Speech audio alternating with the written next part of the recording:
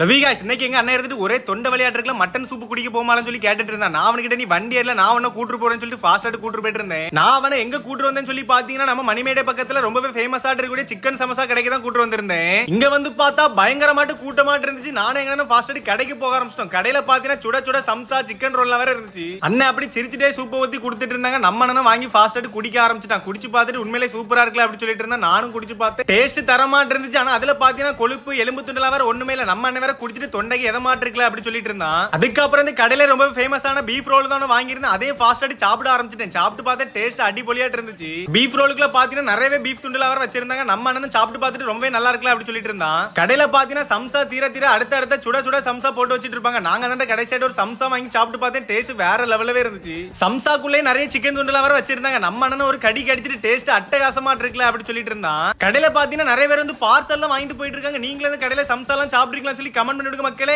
இந்த கடை கரெக்டா எங்க இருக்கு சொல்லி பாத்தீங்கன்னா நம்ம மணிமேடை பக்கத்துல தான் மக்களே இருக்கு. நீங்களும் வந்து ட்ரை பண்ணி பாருங்க மக்களே.